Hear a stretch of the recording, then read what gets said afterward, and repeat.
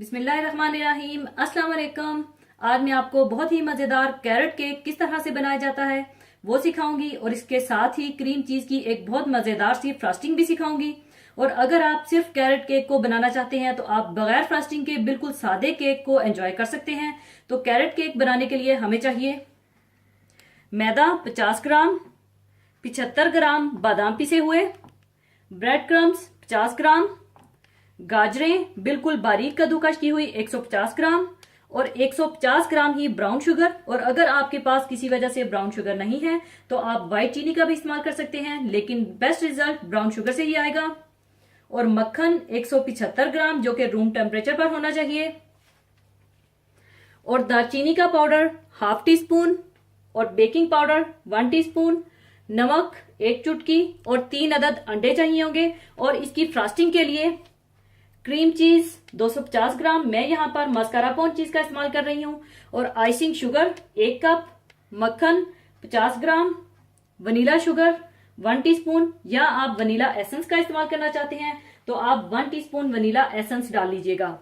और lemon जेस्ट half tea spoon, यानी बिल्कुल बारीक कद्दूकस किया हुआ लीमू का छिलका। और केक को गार्निश करने के लिए मार्जिपान की बनी हुई गाजरें, इन्हें आप आसानी से घर में भी बना सकते हैं, लेकिन मैं यहाँ पर रेडीमेड इस्तेमाल कर रही हूँ। ये आसानी से आपको किसी भी बड़े स्टोर से मिल जाएंगी। और केक के साइड्स पर लगाने के लिए स्प्रिंकल शुगर, या आप इसकी जगह बादाम या अखरोट को पीस कर भी लगा सकते हैं, या आप जिस तरह चाहें इसे गार्निश कर सकते हैं।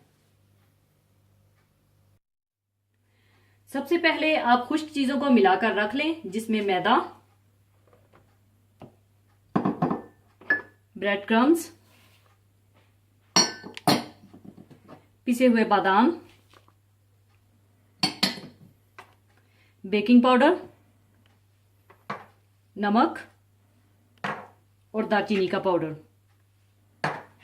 इसे आप अच्छी तरह से मिला लें।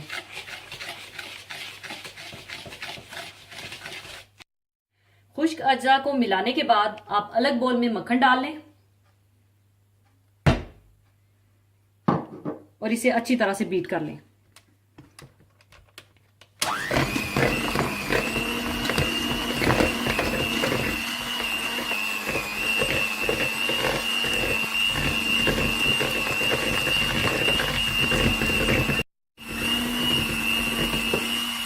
और जब मक्खन अच्छी तरह से बीट हो जाए तो आप इसमें ब्राउन शुगर डाल दें और इसे भी अच्छी तरह से मिक्स कर लें।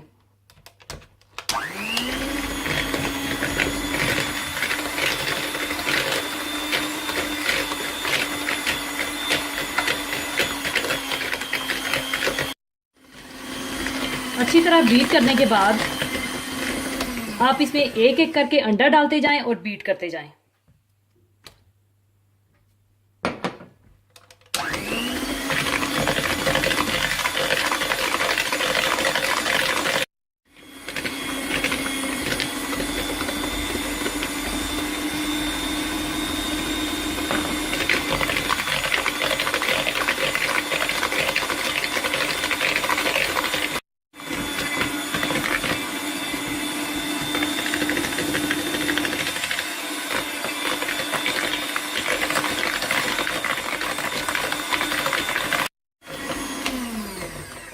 अच्छी तरह बीट करने के बाद आप ये खुश्क अज्जा थोड़ा थोड़ा करके डालते जाएं और बीट करते जाएं।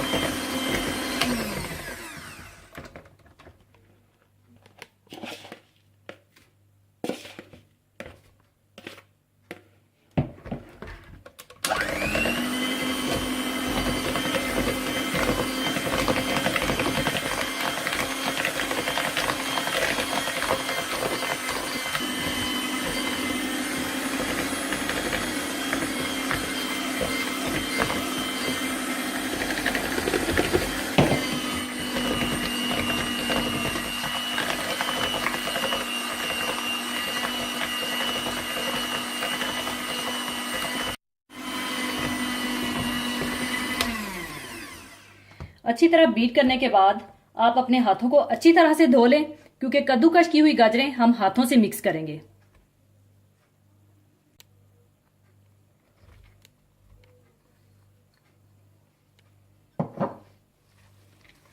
इस तरह से हाथ को खुला रखकर आपने मिक्स करना है।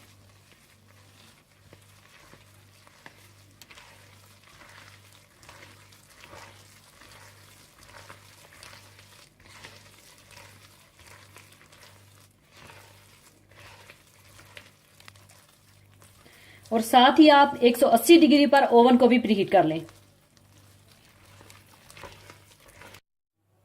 अच्छी तरह सब कुछ मिक्स करने के बाद आप केक टिन ले लें। केक टिन को आप तेल या मक्खन से अच्छी तरह से ग्रीस करके ऊपर मैदा छिड़क दीजिएगा, और मैंने नीचे बेकिंग पेपर भी लगाया हुआ है ताकि केक निकालने में आसानी रहे। और ये केक टिन तकरीबन 8 इंच का है, यानी इसका डायामीटर 20 सेंटीमीटर है। इसके बाद आप ये सारा मेजा केक टिन में डाल दें।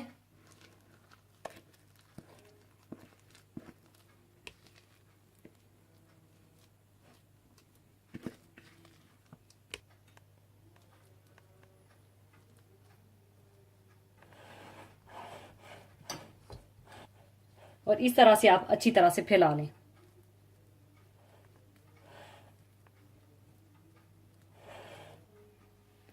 और इसको आप 1-2 दफा इस तरह से चटक दें ताकि ये नीचे अच्छी तरह से बैठ जाए। अब आपने इसे 180 सेंटीग्रेड पर रखकर 40 से 45 मिनट के लिए बेक करना है। और आप कोई टूथपिक या कोई नोकदार चीज केक के मिडल में डालकर देख लीजिएगा। अगर साफ बाहर आए तो इसका मतलब है आपका केक तैयार है।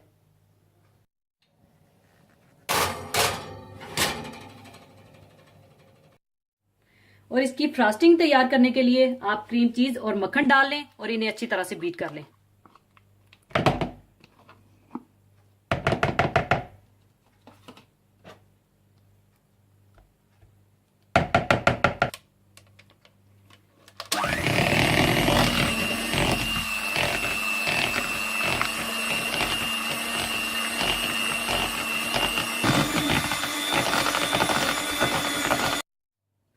मक्खन और क्रीम चीज को अच्छी तरह मिलाने के बाद आप इसमें वनीला शुगर, लेमन जेस्ट और आइसिंग शुगर डाल दें और अच्छी तरह से मिला लें।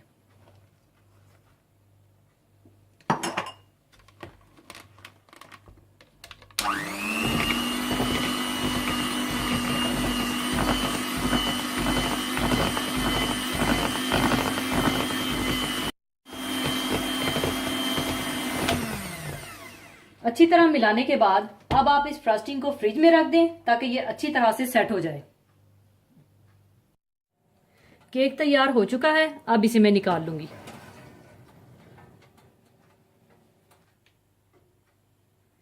अब आपने इसे कंप्लीटली ठंडा करना है और उस वक्त तक आपने फ्रॉस्टिंग नहीं करनी जब तक केक पूरी तरह से ठंडा ना हो जाए, क्योंकि गर्म केक पर फ्रॉस्टिंग करने से सारी फ्रॉस्टिंग पिघल जाएगी। केक ठंडा हो चुका है, अब इसे मैं खोलकर दरमियान से काट लूंगी।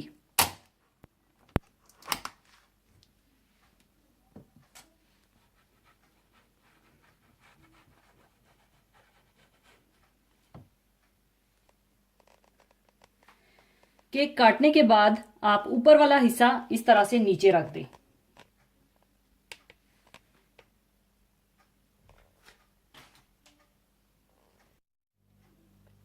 दूसरी तरफ आप क्रीम चीज की फ्रॉस्टिंग को आप पाइपिंग बैग में डाल लें।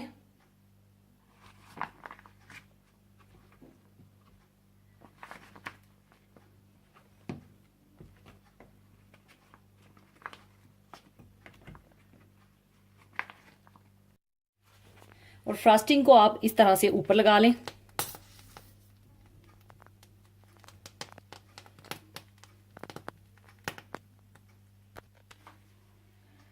और अच्छी तरह से फैला लें।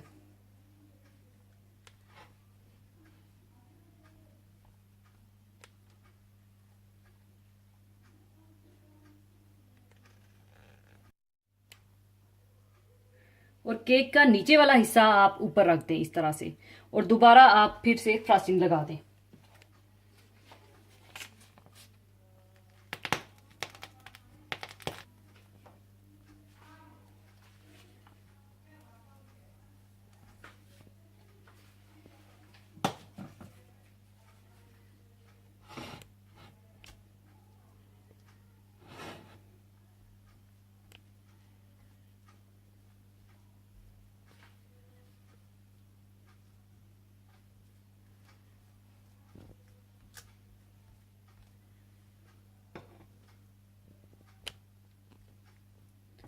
इसी तरह से आप इसकी साइडें भी कवर कर दें।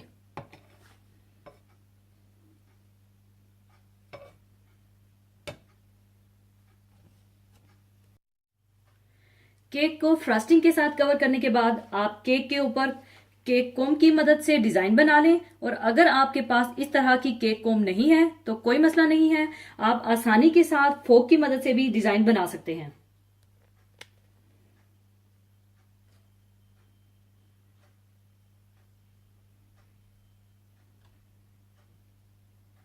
इस तरह से आप डिजाइन बना लें।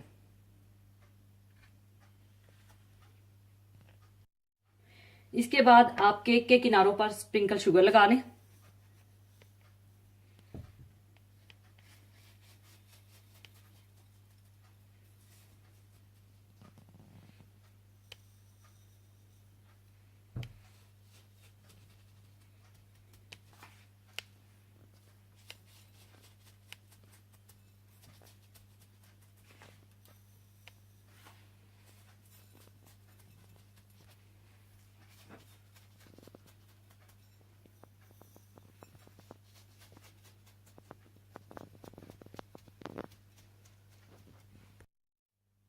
साइडों पर स्प्रिंकल शुगर लगाने के बाद ऊपर आप इस तरह से डिजाइन बना लें।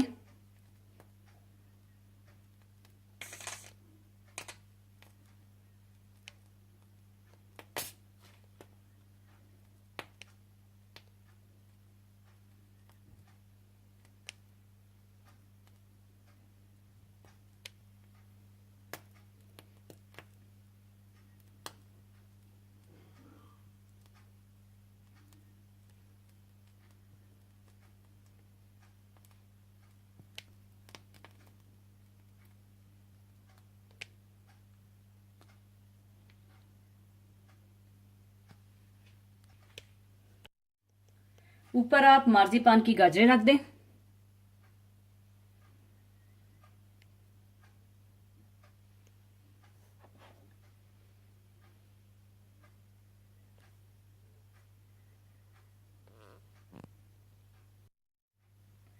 अब इसे मैं दूसरे बर्तन में शिफ्ट कर लूंगी।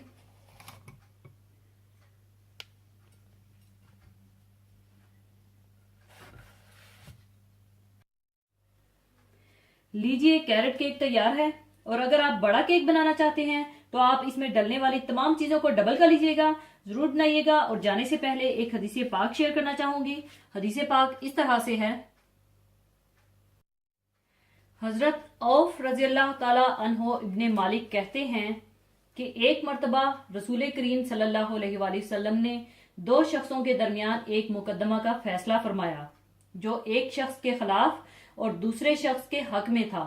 चुनाचा मुकदमा का फैसला जिस शख्स के खिलाफ हुआ था उसने मजलिस नबवी से उठकर वापस जाते हुए कहा कि हस्बी अल्लाह व निमल वकील, यानी मुझको मेरा अल्लाह काफी है और वह बेहतरीन कारसाज है। नबी करीम सल्लल्लाहु अलैहि वसल्लम ने यह सुनकर फरमाया कि अल्लाह ताला नादानी और लापरवाही पर मलामत करता है।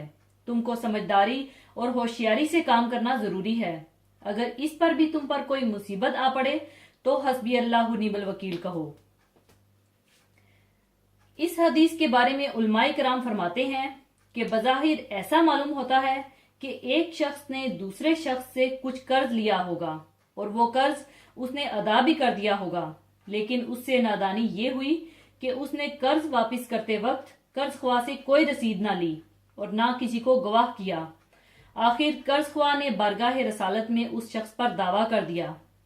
चूंकि कर्ज ख्वाह ने कर्ज देने का सबूत पेश कर दिया होगा, लेकिन कर्जदार के पास कर्ज वापस करने का कोई सबूत न था, इसलिए मुकदमा का फैसला उसके खिलाफ हुआ। जब वो शख्स मुकदमा हार कर दरबार रसालत से निकला तो इसने अजराह गम व हसरत से हस्बी अल्लाह व निमल वकील कहा। इस तरह उसने ये इशारा दिया कि मुद्दी ने मुझसे नाहक माल ले लिया और मैं ख्वाह मख्वाह नुकसान उठा बैठा। इस पर रसूलुल्लाह सल्लल्लाहु अलैहि वसल्लम ने गुस्से का इजहार फरमाते हुए इरशाद फरमाया कि अपने कारोबारो जिंदगी में लापरवाही और नादानी और गफलतो कोताही कोई अच्छी चीज नहीं है, बल्कि ऐसा करने वाले पर अल्लाह ताला मलामत करता है। फिर आपने तनबीह फरमाई कि तुम पर लाजिम है कि अपने कारोबार और अपने मामलात में होशियार और चौकस रहो और एहतियात और दानाई इख्तियार करो। हासिल ये है कि गफलत और कोताही से अल्लाह ताला राजी नहीं होता। अल्लाह ताला ने इंसान को अकल की जिस दौलत से नवाजा है, इसका तकाजा है कि बंदा अपने तमाम दीनी और दुनियावी मामलात में दानाई और होशियारी इख्तियार करे। लिहाजा इस मामला में तुमसे जो कोताही और गफलत सरजद हुई है, इसको अपने आजिज होने का ख्याल करके हस्बी अल्लाह व निअमल वकील ना कहो, बल्कि आइंदा के लिए इस बात का अहद कर लो कि फिर कभी इस तरह की गफलत और कोताही नहीं करोगे और एहतियात को हर सूरत मलहूज रखोगे। और जब तमाम तर इम्कानी एहतियात और होशियारी के बावजूद हसूल मकसद का कोई रास्ता हाथ ना आए और हसूल मकसद की तमाम राहें बंद हो जाएं, तब हस्बी अल्लाह व निअमल वकील कहो। इस्लाम सरासर दीन फितरत है। वो इंसान की न सिर्फ आखिरत की फलाह के तरीके बताता है, बल्कि दुनियावी जिंदगी को सहूलत और आफियत से गुजारने के बेहतरीन तौर तरीके भी सिखाता है। इस हदीस में नबी रहमत सल्लल्लाहु अलैहि वसल्लम ने जिंदगी के मामलात के हवाले से एक इंतहाई अहम उसूल की तालीम दी है। वो उसूल ये है कि तवक्कल से पहले तदबीर है। इंसान को जो मसला भी दरपेश हो, इसमें इंसान जो काम अपने इख्तियार में है, इनको पूरे अज़्मो इरादे से अंजाम दे।